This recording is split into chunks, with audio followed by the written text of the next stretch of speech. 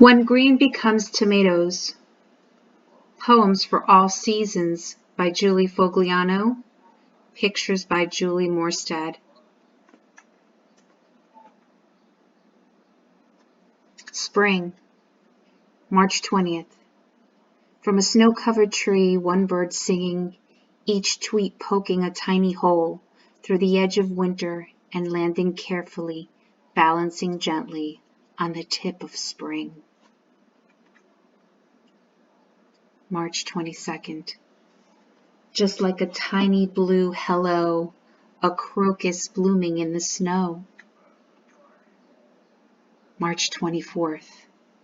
What the snow left behind was a red scarf next to a wooden carrot, one blue mitten, a big snow shovel, a little snow shovel, and mud, and mud, and mud, and more mud, and muddy mud, and mud. March 26th.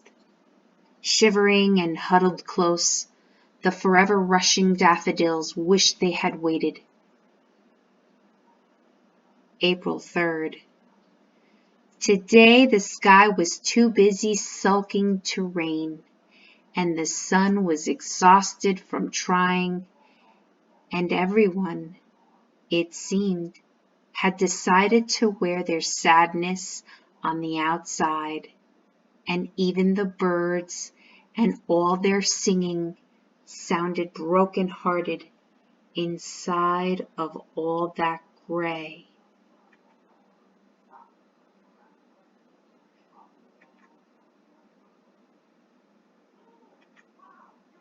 April 12th. Rain makes frogs hop in a hurry. April 23rd. There are things that are yellow and new and popping up everywhere, and there are red rubber boots with the mud on the inside, and maybe a frog, and everything is squishing, and everyone is soggy, but the sometimes sun is just enough for a robin.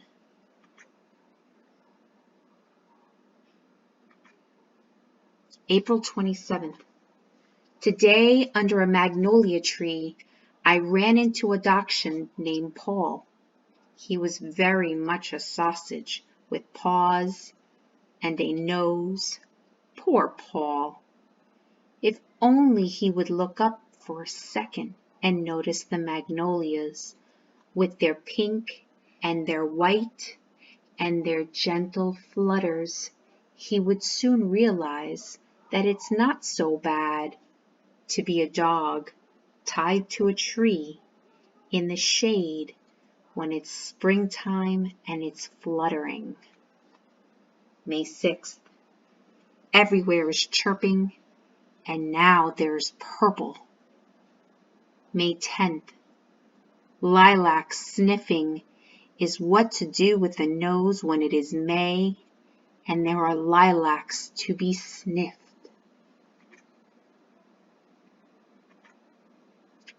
May 20th. Enough already, I whispered to the clouds, just loud enough for the sun to overhear, but not enough to wake the rain. The strawberries are furious, and I think I just heard even the roses sigh. June 10th. I don't know much about flowers. I don't know their names or how they like to grow in sun or shade, in the morning or night.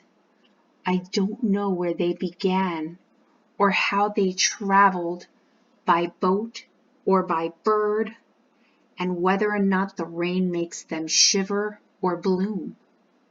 But I know how they lean and bend toward the light, wide open as if singing, their voices silent but everywhere. Fill up the daytime, a song much more than purple, and beyond every red, a song that makes me stop and listen and forget and not care at all that I don't know much about flowers. June 15th, you can taste the sunshine and the buzzing and the breeze while eating berries off the bush on berry hands and berry knees. Summer. June 22nd. If you are looking for a quiet that stretches so far that your ears begin to worry, do not go to the top of a mountain in June where it is breezy and the sun is more in and out than shining, because everything at the top of a mountain has something to say about the breezes and the sometimes sunshine and the June that is everywhere and already leaving. June 30th. If you are wondering about me and where I could be on a day that drips hot and thick like honey, walk down to the river and around the bend to flat rocks, warm and waiting, and there I will be, and you will find me swimming. July 5th. When you are still and quietly in the grass, just sitting for more than the moment between coming and going and what's next and when, but sitting just to sit, you will find that nothing is still out there in the grass where everything is running and jumping and climbing up and flying over, and everything is moving back and forth, to and from everything, except for the trees who are too busy standing up to bother. July 9th. And if a firefly should one night appear suddenly in your bedroom, flickering you out of awake and well into dreaming, don't forget that even things lost, but still glowing, love a small, whispered thank you, floating somewhere between drifting and dreaming. July 10th. When green becomes tomatoes, there will be sky and sun and possibly a cloud or two. When green becomes tomatoes, there will be leaves and flowers tall and standing straight, and someone splashing, jumping, diving down. When green becomes tomatoes, there will be wings, and something inching, green and small, and a sweetly, tweetly, chirping song. When green becomes tomatoes, there will be round, and there will be red, and there will be tomatoes, more red than green, more round than seed, more on the vine than way deep down, when green becomes tomatoes.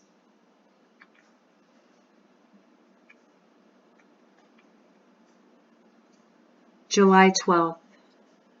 Soon we will go to the beach, where we will swim and eat plums and peanut butter sandwiches, and we will think to ourselves as we eat on our blanket in the sand that nothing in the world could possibly be more delicious than those plums and those peanut butter sandwiches, a little bit salty and warm from the sun. July 28th. If you ever stopped to taste a blueberry, you would know that it is not really about the blue at all.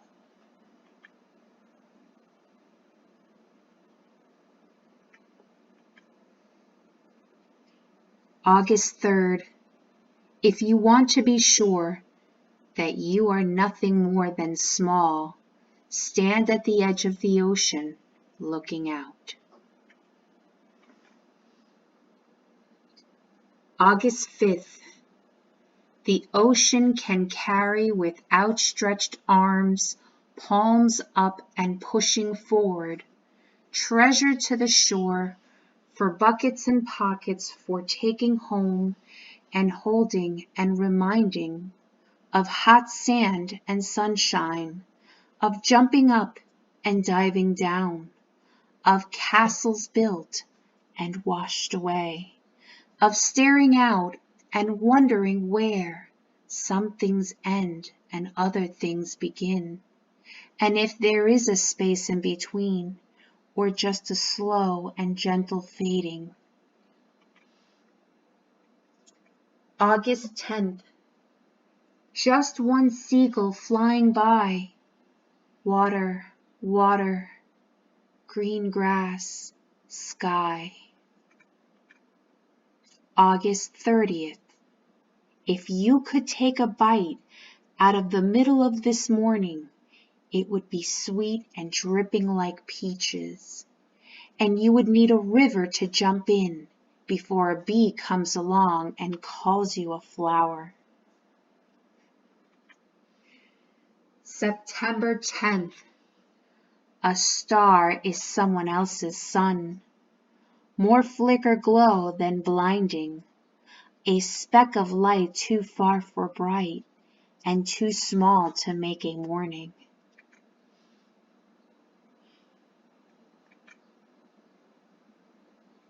Fall. September 22nd. I still love you, sunshine, and swimming and sea, and strawberries, you know that I do, but I'm ready to move on to something that's new. So now I'm waiting for sweaters. September 25th.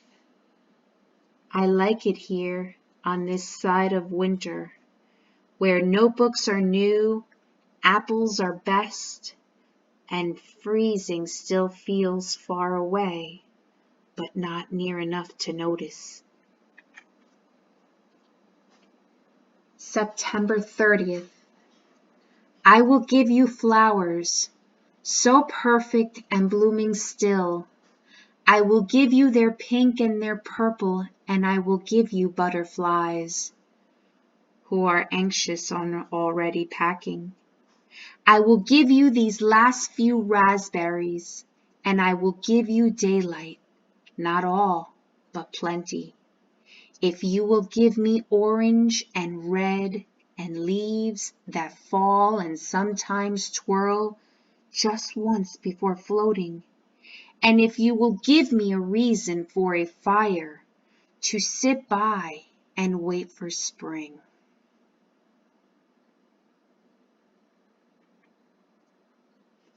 October 2nd. I am too tired to think about trees or the way the wind moves through them. I'm too tired to notice if they are turning and too tired to listen to what they would say if they could say anything at all. I'm too tired, but I am wishing that they would wait for me to wake up and listen, because even tired and blinking slow, I know enough to wonder what the trees would say if they could.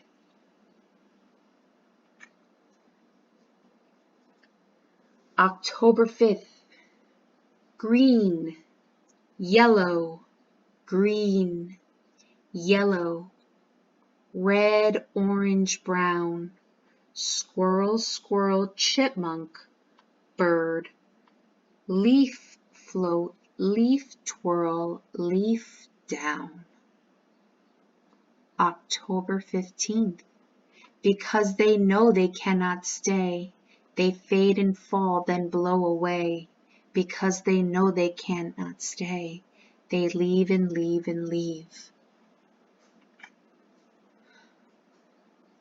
October 22nd.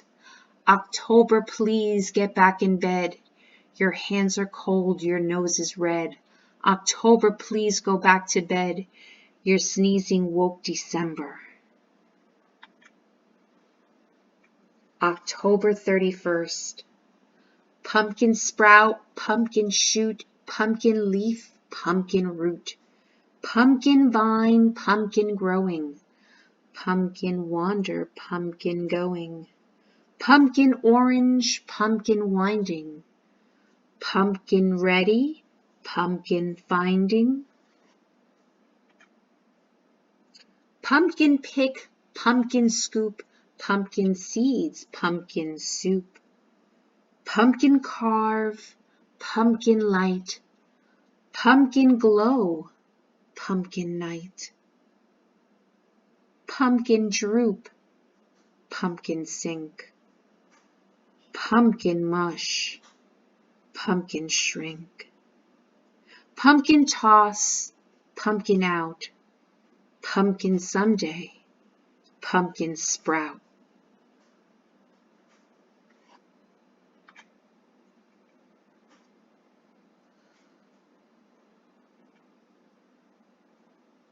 November 2nd. More silent than something, much noisier than nothing, was last leaf when it landed, made a sort of sound that no one knew they heard. November 17th. Stuck behind a white duck walking in the middle of the road. White duck waddle in the middle, white duck walking down the road. White duck whittle, must you waddle in the middle of the road. Orange feetly, stop-to eatly, white duck standing in the road, stuck behind a white duck standing in the middle of the road. White duck whittle, must you standly in the middle of the road.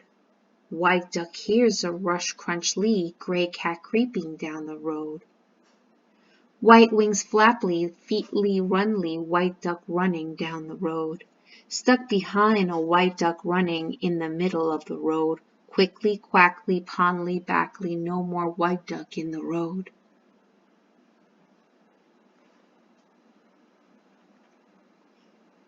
November 20th.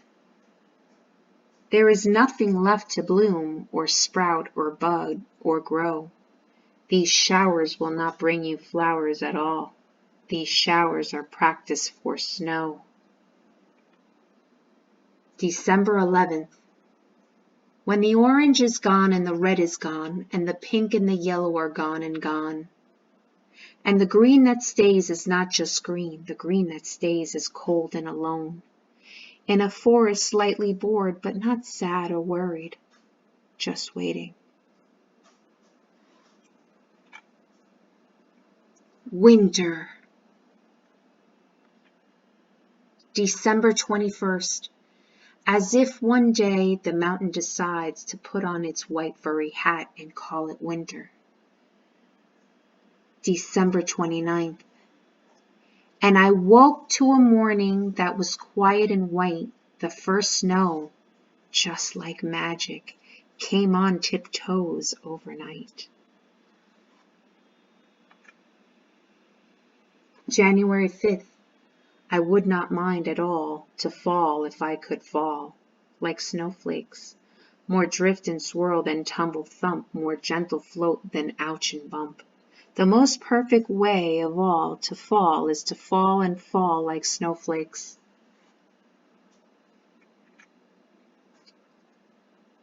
January 13th. Other than the cows, everyone has gone, either into or underneath, curled up and covered, but the cows just stand, black and blinking and not noticing that it is cold and snowing and everyone has gone. January 30th. It is the best kind of day when it is snowing and the house sounds like slippers and sipping, and there is nowhere to go but the kitchen for a cookie.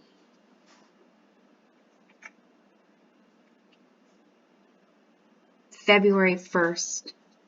A gust of wind blew by my nose. I think I will be frozen soon, this living room.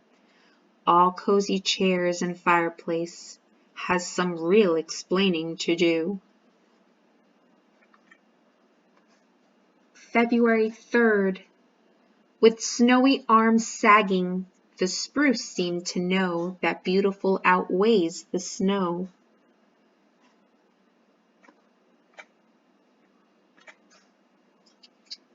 February 7th. Rusted and peeling, the old green bike is suddenly beautiful with snow on top. February 15th. Except for a squirrel quick, and then gone, all is still in the woods in the winter. February 27th. Once there was a snowstorm, and it was big, and it was white, and it was blowing. Once there was a snowstorm, and it was bigger, and it was whiter, and it blew, and it was blowing. Once there was a snowstorm, and it was biggest, and it was whitest, and it was blowest and blowing most, and blew and blew and blew. March 13th. Politely, but tired of mittens, I asked the winter to please tell the snow, "Thank you very much, but no."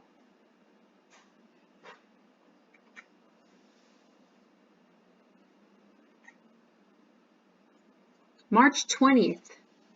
From a snow-covered tree, one bird singing, each tweet poking a tiny hole through the edge of winter, and landing carefully, balancing gently on the tip of spring.